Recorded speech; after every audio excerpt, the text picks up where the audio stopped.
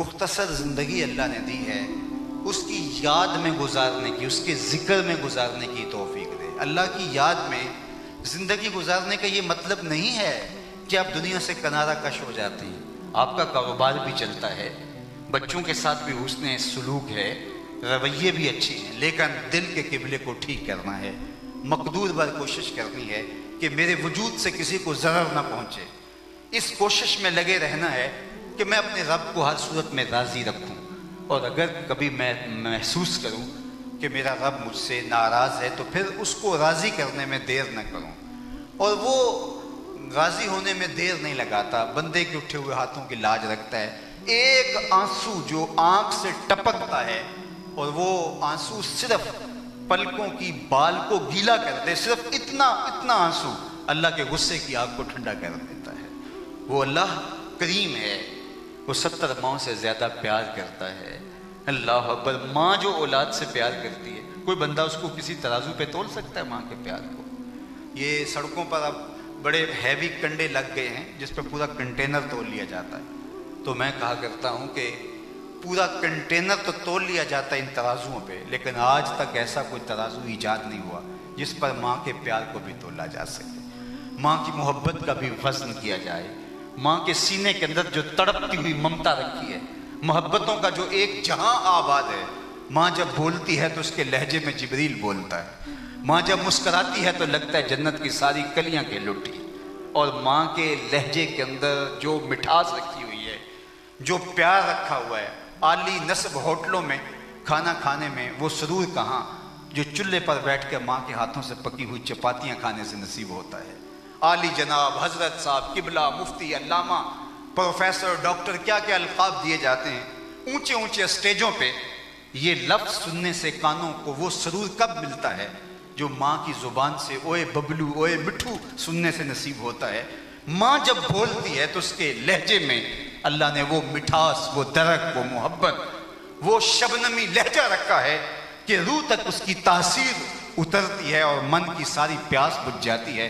وہ قرار جان نصیب ہوتا ہے کہ بس لگتا ہے کہ اللہ کی رحمتیں برس رہی ہیں۔ ماں دیکھ رہی ہو تو لگتا ہے کہ رحمتیں اتر رہی ہیں عرش سے۔ یار ماں کو اولاد سے اتنا پیار، اتنی محبت اور اتنی الفت کہ دنیا کے کسی ترازو پہ تولا نہیں جا سکتا۔ مجھے آپ بتائیے ماں اولاد سے اتنی محبت کیوں کرتی ہے؟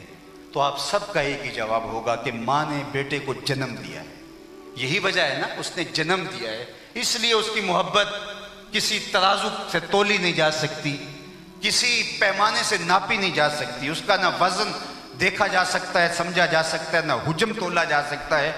ماں اس لیے ٹوٹ کے پیار کرتی، اتنی محبت کرتی ہے، اس کا کوئی کنارہ نہیں ہے۔ سمندر کی پاتال تک تو شاید کوئی پہنچ گیا ہو، لیکن ماں کے پیار کا کنارہ آج تک کسی کو نہیں ملا۔ ماں اتنا پیار کیوں کرتی ہے؟ اس لیے کہ اس نے جنم دیا۔ بس میرا اسے ایک جملہ اچھی طرح غور سے سن لیجئے، جس ماں نے جنم دیا وہ اتنا پیار کرتی ہے تو جس رب نے خلق کیا وہ کتنا پیار کرتا ہو۔ ماں نے جنم دیا ہے، تخلیق نہیں کیا، خلق نہیں کیا، تو جس نے جنم دیا اس کی محبت کا ٹھکانہ نہیں ہے، تو جس نے خلق کیا ہے، جس نے دست قدرت سے بنایا ہے، جس نے اس کو اپنا شاہکار قرار دیا ہے، وہ کتنا پیار کرتا ہوگا۔ تو ماں کی گود چھوڑ کر بندہ بھاگ جائے، بیٹا بھاگ جائے، تو ماں کہتی ہے پتر آجا، اتنی ٹھنڈی چھاؤں کہیں نہیں ملے گی، زمانے کے دھکے کھائے گا، آجا پلٹ کے، آغوش میری کشادہ ہے، باہیں کھلی ہیں تیرے لیے، آجا پلٹ کے، اتنی ٹھنڈی چھاؤں کہیں نہیں ملے گی۔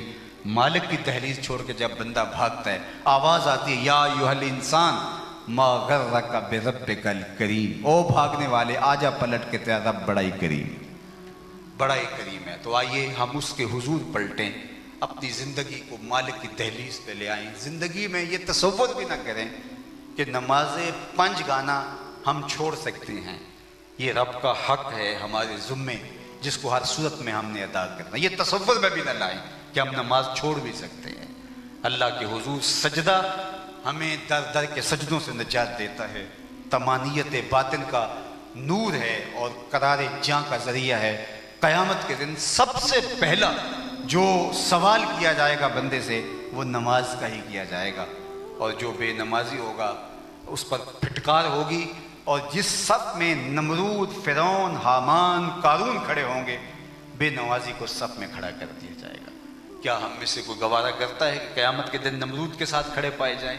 تو جب یہ ہم گوارہ نہیں کرتے تو 5 گانا نماز شعار زندگی ہو۔ اپنی نگاہوں کی حفاظت کیجئے، اپنے خیالوں کی عفت کا سامان کیجئے، اپنی زبان کو کنٹرول کیجئے۔ بہت سارے گناہ ہماری زبان کی وجہ سے، سویر سے لے کر شام تک، غیبت سے لے کر بہتان تک، چغلی سے لے کر جھوٹ تک، فضول گوئی سے لے کر کے بہتان تراشی تک، یہ زبان کے شاخسانے ہیں۔ تو جس نے زبان کو محفوظ کر لیا تو گویا اس نے اپنے آپ کو محفوظ کر لیا۔ میرے اور آپ کے آقا و مولا نے فرمایا جو اپنی پارسائی کی جگہ کو اور جو دو اس کے جبڑوں کے درمیان یعنی زبان، جو ان 2 چیزوں کی مجھے ضمانت دے دے، میں محمد اسے جنت کی ضمانت دیتا ہوں۔ تو زبان کی حفاظت ہم کریں، اپنے رزق کو ہر صورت میں پاک رکھیں۔ رزق قسمت میں جو لکھا ہے وہ ہر صورت ملے گا، یہ بات طے ہے۔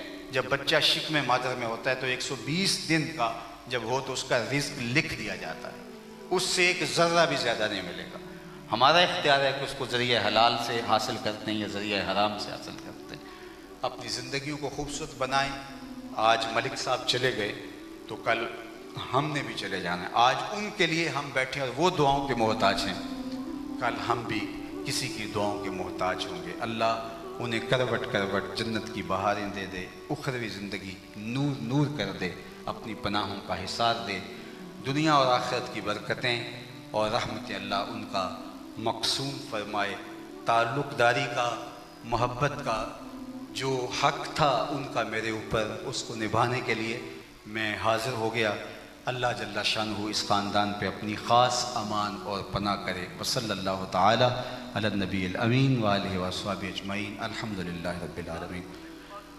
سورہ فاتحہ اور سورہ اخلاص 3 مرتبہ پڑھیے۔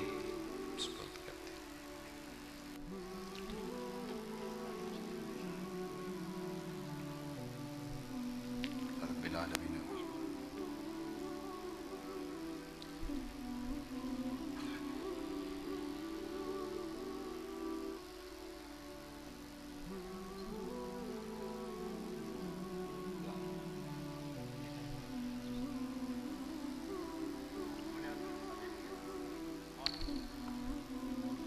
الحمدللہ رب العالمین والصلاة والسلام علی اشرف الانبیاء والمرسلین۔ اللہ جو پڑھا گیا کلام تقریباً 3400 مرتبہ ختمات قرآن مجید اور بہت سارے اوراد و وظائف جو کہا گیا، سنا گیا، واعظ و تلقین، نصیحت، نعت خوانی، عالی مرتبت علماء کی تشریف آوری، آپ لوگوں کی دعائیں، التجائیں، آمین کا پکارنا، سب کچھ مالک اپنی بارگاہ میں قبول فرما، اور یہ سب ثواب تیرے محبوب